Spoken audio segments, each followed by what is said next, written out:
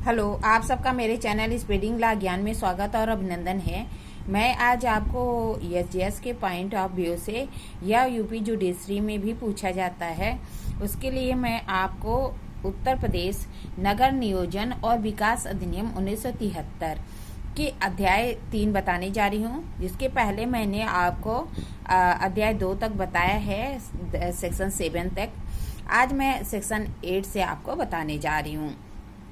अध्याय 3 महान योजना तथा क्षेत्रीय विकास योजना के बारे में प्रावधान किया गया। अध्याय 3 में कहा किसके बारे में प्रावधान है, तो कह रहा है महायोजना और क्षेत्रीय योजना के बारे में प्रावधान है, जो कि अध्याय धारा 8 से लेकर धारा 12 तक प्रावधान किया गया है। आइए देखिए धारा 8 क्या कहती है।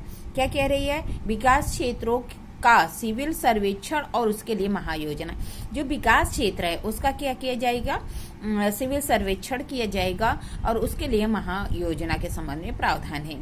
8 की उपधारा 1 कहती है कि प्राधिकरण यथासंभव शीघ्र विकास क्षेत्रों के लिए महायोजना तैयार करेगा। प्राधिकरण क्या करेगा? तो कह रहा है कि यथासंभव जल्दी शीघ्र ही विकास क्षेत्रों के लिए महायोजना तैयार करेगा। और उपधारा 2 कहती है कि महायोजना कैसे होगा, तो कह रहा है कि महायोजना में विभिन्न क्षेत्रों को नियत करेगी। क्या करेगी? महायोजना में जो क्षेत्र हैं उनको नियत करेगी, जिनमें विकास क्षेत्रों का विभाजन विकास के प्रयोजनों के लिए किया जा सकेगा। क्या करेगी? जो है प्राधिकरण महायोजना के लिए विभिन्न क्षेत्रों को नियत करेगी और उसमें क्या है, विकास क्षेत्रों का विभाजन विकास के प्रयोजनों के लिए किया जा सके और उस ढंग से जिसमें कि क्षेत्र में भूमि उपयोग किए जाना प्रस्तावित किया जाना है, चाहे उस पर विकास कार्य करे या न करे, या अन्यथा कह रहा है इस उपक्रम में विनिर्दिष्ट करेगी जिसके लिए कि कोई ऐसा विकास किया जाएगा। क्या कह रहा है? विकास महायोजना में विभिन्न क्षेत्रों को नियत किया जाएगा। क्षेत्रों के विकास के लिए उनका विभाजन के प्रयोजनों से उनके विभाजन कराए जाएंगे। फिर कह रहा कि उस ढंग से प्रत्येक क्षेत्र में भूमि का प्रयोग किया जाना प्रस्तावित है, चाहे उसके लिए विकास किया जाना है या नहीं किया जाना है। क्या किया जाएगा कि महायोजना में विभिन्न क्षेत्र नियत किया जाएगा, विकास क्षेत्रों का विभाजन विकास के प्रयोजनों के लिए किया जाएगा और साथ ही उस ढंग से उस क्षेत्र में के प्रयोग से लिए अगर वह जो है क्या है कि प्रत्येक क्षेत्र जो भूमि के उपयोग के लिए प्रस्तावित है, चाहे उसमें विकास कार्य किया जाए या नहीं किया जाए, उन उपक्रमों को विनिर्दिष्ट करेगी और उसके द्वारा ऐसा कोई विकास किया जाएगा। फिर कह रहा है कि संरचना के मूल प्रतिमानों के रूप में कार्य करेगी। क्या कह रहा है कि जो महायोजना है के अंतर्गत जो संरचना के मूल प्रतिमान है उसके अनुसार कार्य करेगी। इसके अंतर्गत विभिन्न क्षेत्रों के लिए क्षेत्रीय विकास योजना तैयार की जाएगी। क्या कह रहा है कि जो संरचना के मूल प्रतिमान है उसके अनुसार कार्य करेगी और उसके अंतर्गत विभिन्न क्षेत्रों के लिए क्षेत्रीय विकास योजना भी तैयार करेगी। और धारा 8 की उपधारा 3 कहती है कि महायोजना किसी अन्य मामले के लिए प्रावधान कर सकेगी जो कि विकास क्षेत्रों के समुचित विकास के लिए आवश्यक है। क्या कह रहा है? महायोजना किसी अन्य मामले के लिए भी प्रावधान कर सकेगी जो कि विकास क्षेत्रों के समुचित विकास के लिए आवश्यक है। ठीक है। धारा 9 में क्षेत्रीय विकास योजना के बारे में प्रावधान है कि महायोजना के तैयार करने के साथ साथ या तत्पश्चात, क्या कह रहा है, महायोजना अगर तैयार की जा रही है तो उसके साथ साथ या उसके पश्चात क्या किया जाएगा, यथासंभव प्राधिकरण प्रत्येक क्षेत्र के लिए विकास क्षेत्र विभाजित किया जा सकेगा और क्षेत्रीय विकास योजना तैयार कर सकेगा। क्या कह रहे हैं? महायोजना के साथ साथ उसके पश्चात जो प्राधिकरण है प्रत्येक क्षेत्र के लिए विकास क्षेत्र में विभाजित किया जाएगा और उसके लिए क्या किया जाएगा, क्षेत्रीय विकास योजना की तैयारी करने का कार्य किया जाएगा।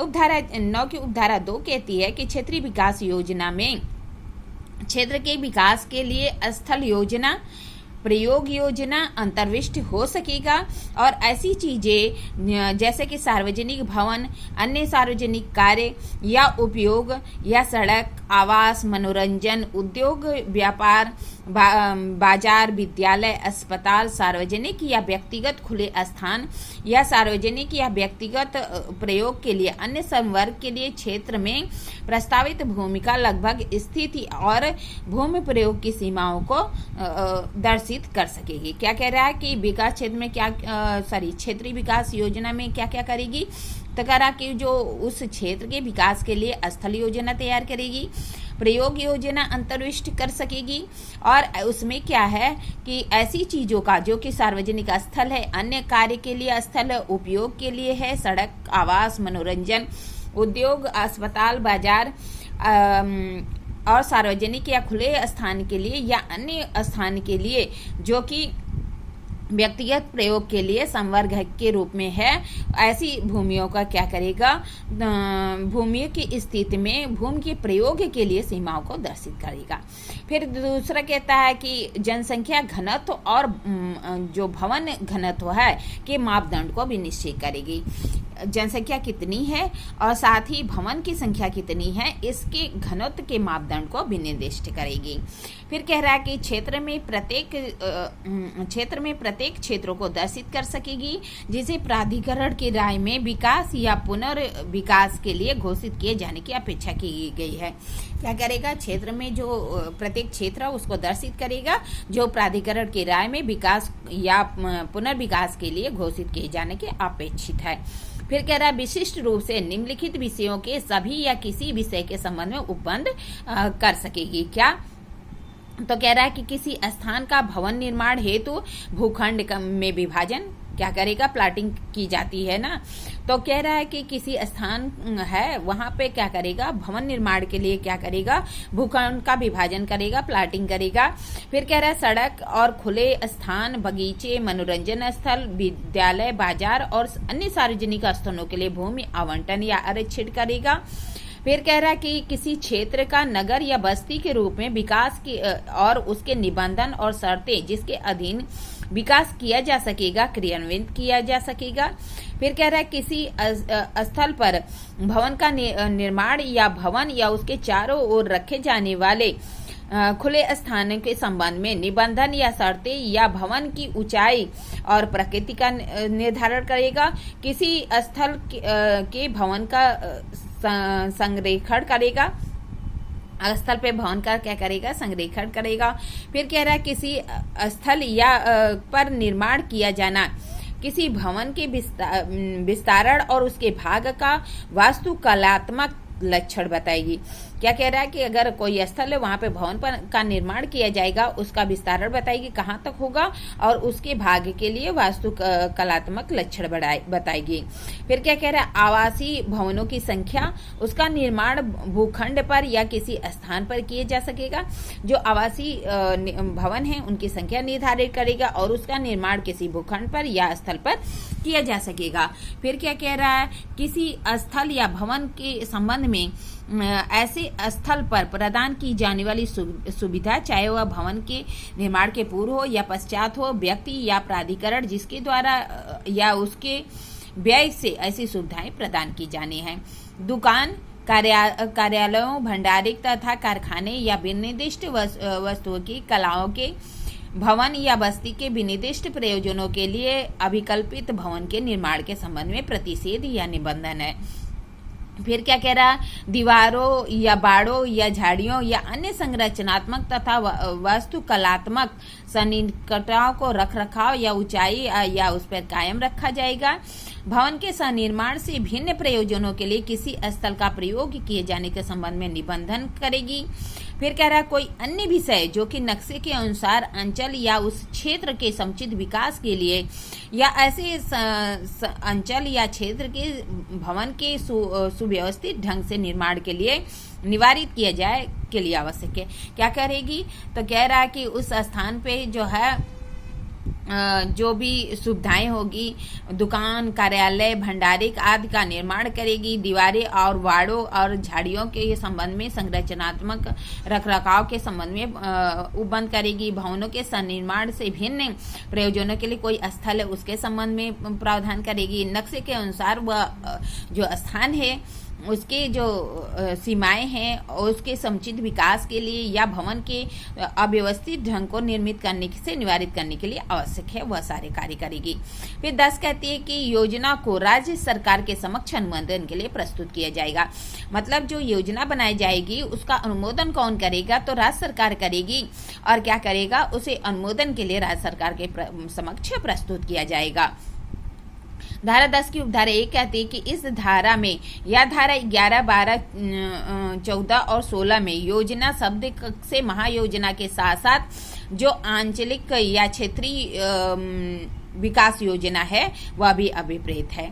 उपधारा 2 कहती है कि प्रत्येक योजना यथासंभव तैयारी के पश्चात प्राधिकरण द्वारा अनुमोदन करने के लिए राज्य सरकार के समक्ष प्रस्तुत की जाएगी और सरकार योजना का या उपांतरण सहित या उपांतरण रहित या सहित जो भी आवश्यक है अनुमोदन कर सकेगी और प्राधिकरण को निर्देश सहित ऐसे निर्देशों के अनुसार नए सिरे से योजना तैयार करने के लिए योजना को नामंजूर कर सकेगी। क्या कह रहा है कि अगर बना दिया जाता है प्राधिकरण द्वारा क्या किया जाएगा, अनुमोदन के लिए राज्य सरकार के समक्ष प्रस्तुत किया जाएगा। राज्य सरकार उसमें कोई चेंज करना चाहती है, उपांतरण करना चाहती है, उसके साथ या बिना चेंज के भी चाहे तो उसका अनुमोदन कर सकती है या कोई यह भी कह सकती है कि ऐसे योजना उसके अनुसार नहीं है तो उसे तैयार करने के लिए उसे नामंजूर भी कर देगी कि प्राधिकरण क्या करे, दूसरी योजना बनाए। अर्थात राज्य सरकार को अनुमोदन के लिए प्रस्तुत किया जाता है। राज्य सरकार चाहे तो उसमें अनुमति दे सकता है और उसे नामंजूर भी कर सकता है या फिर कुछ जो है परिवर्तन के साथ उसे किए जाने के लिए नया योजना बनाने के लिए भी कह सकता है। धारा 11 कहती है योजना की तैयारी या अनुमोदन में अनुसरण की जाने वाली प्रक्रिया। कह रहा है योजना की तैयारी कैसे की जाएगी और उसके अनुमोदन के लिए प्रक्रिया क्या अपनाई जाएगी। तो किसी भी योजना को अंतिम रूप से तैयार करने और उसके अनुमोदन के लिए उसे राज्य सरकार के को प्रस्तुत करने के पहले प्राधिकरण प्रारूप योजना तैयार करेगा। क्या कह रहा है, किसी भी योजना को तैयार करने पर उसे राज्य सरकार के अनुमोदन के लिए प्रस्तुत करने के पहले जो प्राधिकरण है क्या करेगी, प्रारूप योजना तैयार करेगी।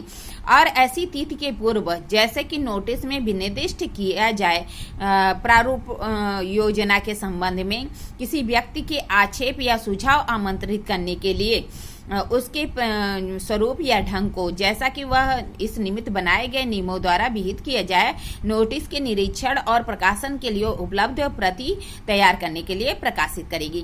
क्या कह रहा है कि अनुमोदन के लिए राज्य सरकार के समक्ष प्रस्तुत करने के पूर्व जो प्राधिकरण है योजना का तैयार करेगी, प्रारूप योजना, और उसका जो है प्रकाशन कराएगी। इस वजह से कि लोग जो उस पे अगर कोई आक्षेप है या सुझाव है तो वह जो है प्राधिकरण को दे।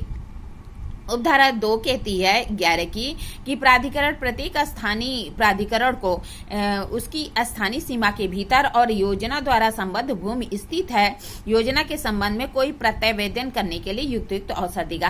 क्या कह रहा है कि प्राधिकरण अगर कोई स्थानीय प्राधिकरण है और उसके संबंध में स्थानीय योजना के भीतर क्या कोई भूमि स्थित है तो उस पर प्रत्यावेदन करने के लिए अर्थात आक्षेप करने के लिए कुछ समय देगी।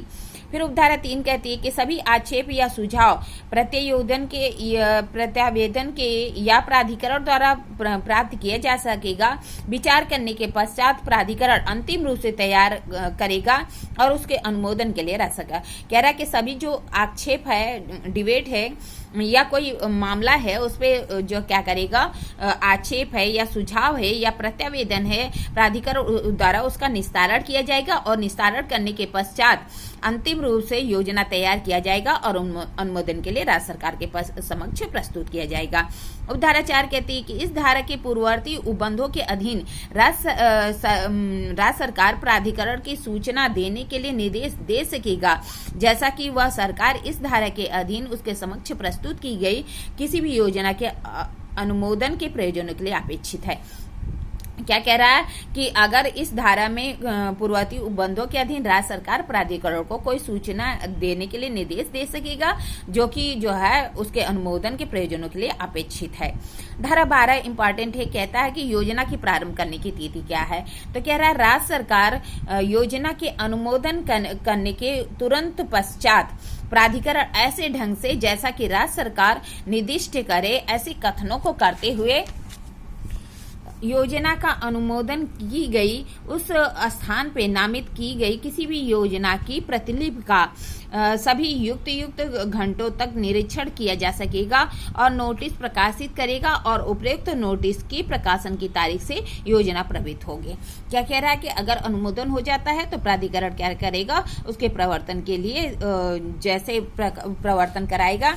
और क्या कह रहा है कि योजना का प्रारंभ कब होगा, तो जैसे ही प्रकाशन की करने के पश्चात प्राधिकरण द्वारा उसे प्रकाशित कर दिया जाता है और उसकी नोटिस दे दी जाती है तो उपयुक्त नोटिस की प्रकाशन की तारीख से योजना प्रवृत्त हो जाएगी। इस तरह मैंने आपको अध्याय 3 बताया, उत्तर प्रदेश नगर नियोजन और विकास अधिनियम की 1973 के अध्याय 3 बताया। अध्याय 3A है जो कि जोड़ा गया है 1976 में 1976 में। तो इसको मैं आगे वीडियो में बताऊंगी। अगर आपको मेरी वीडियो अच्छी लगती है प्लीज लाइक करिए, सब्सक्राइब करिए, कमेंट करिए, शेयर करिए, साथ ही बेल आइकन दबा दीजिए ताकि कोई भी नोटिफिकेशन आपको तुरंत ही मिल जाए। ठीक है, धन्यवाद, थैंक यू।